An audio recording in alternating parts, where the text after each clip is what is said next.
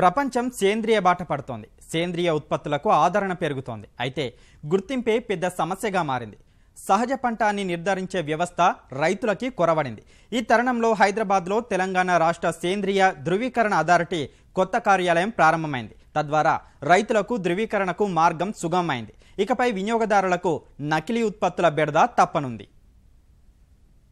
రాష్ట్రంలో సేంద్రియ సేద్యం దిశగా మరో ముందడుగు పడింది. సేంద్రియ రైతుల ప్రయోజనాలు దృష్టిలో పెట్టుకుని హైదరాబాద్ సైఫాబాద్ హాకా భవన్లో తెలంగాణ రాష్ట్ర సేంద్రియ ధృవీకరణ అథారిటీ నూతన కార్యాలయాన్ని వ్యవసాయ శాఖ మంత్రి పోచారం శ్రీనివాసరెడ్డి ప్రారంభించారు. ఆహార ధాన్యాల కొరత రానియకుండా చర్యలు తీసుకుంటూనే రాష్ట్రంలో సేంద్రియ సాగును ప్రోత్సహిస్తామని తెలిపారు. సేంద్రియ పద్ధతుల్లో సాగు చేసే రైతులకు పూర్తి సహకారం అందించేందుకు ప్రభుత్వం సిద్ధంగా ఉందని చెప్పారు. సిక్కిం స్ఫూర్తితో తెలంగాణను 100% సేంద్రియ రాష్ట్రంగా తీర్చిదిద్దేందుకు కృషి చేస్తున్నట్లు పేర్కొన్నారు. మీకేం కావాలి సేంద్రియ పండించడంలో మీ ప్రభుత్వ పక్షాన ఎటువంటి సహకారం కావాలన్నా మేము అధికారులు అందరం సిద్ధంగా ఉన్నాం. ధృవీకరణ సంస్థ కూడా వచ్చింది కాబట్టి మీరు పండించే ఉత్పత్తులకు కూడా గ్యారంటీగా మేము బ్రాండ్ ముద్ర వేసి ఇది అచ్చంగా సేంద్రియ ఎరువుల ద్వారానే పండించినటువంటి పంటగా మేము ధృవీకరిస్తాం. కాబట్టి కొనుక్కునే వాళ్ళు పళ్ళు కొనుక్కునే వాళ్ళు దానికి చాలా మంది ఉన్నారు, కూరగాయలు కొనుక్కునే చాలా మంది ఉన్నారు. ఈ విధంగా ప్రతి వస్తువు ఉత్పత్తి చేసినటువంటి సేంద్రియ ఉత్పత్తులన్నీ కూడా దాన్ని కోరుకునే వాళ్ళు సమాజంలో చాలా మంది ఉన్నారు, చాలా మంది ఎదురు చూస్తున్నారు.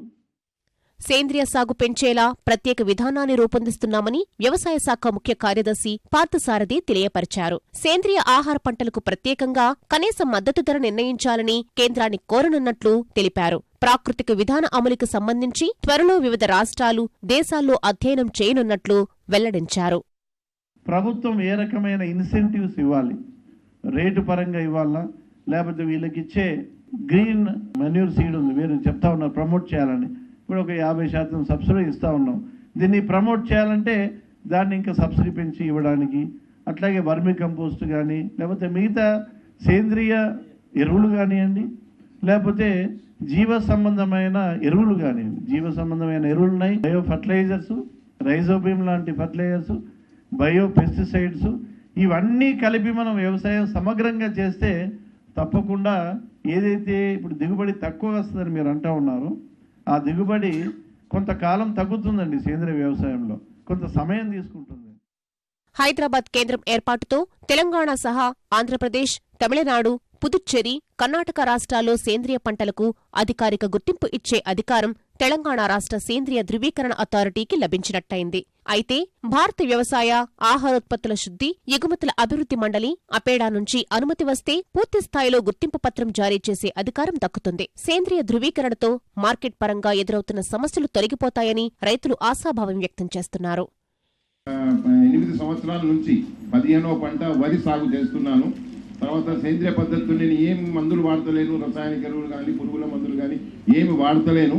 అయినా కానీ పంట దిగుబడి బాగానే వస్తున్నది. అంటే 30-35 బస్తాల కాడికి వస్తున్నది. కాబట్టి ముందు కూడా సేంద్రియ పద్ధతితోని పంటలు పండిస్తే భూమికి మేలుంటది, నీరు కలుషితం కాదు, గాలి కలుషితం కాదు. ఎక్కడైతే నా వస్తువు ఎక్కడైతే పొలంలో పోయింది, నేను వ్యవసాయం చేసి నష్టపోయినా, అదే వ్యవసాయం చేసి మళ్ళీ రసాయనాలు బంద్ చేసి నేను మళ్ళీ 95,000కు అమ్ముకున్న పొలాన్ని 35 లక్షలు వెచ్చించి మళ్ళీ కొనుక్కోవడం జరిగింది. నేను 95,000కు అమ్ముకున్న 10,000 పొలాన్ని 4.5 లక్షల వరకు కూడా గత సంవత్సరం కూడా 4.5 లక్షల చొప్పున, అంతకుముందు 6 ఎకరాలు మొత్తం 6 సంవత్సరాలలో 30 లక్షలు వెచ్చించి మళ్ళీ 10 ఎకరాల పొలాన్ని కొనుక్కోవడం జరిగింది.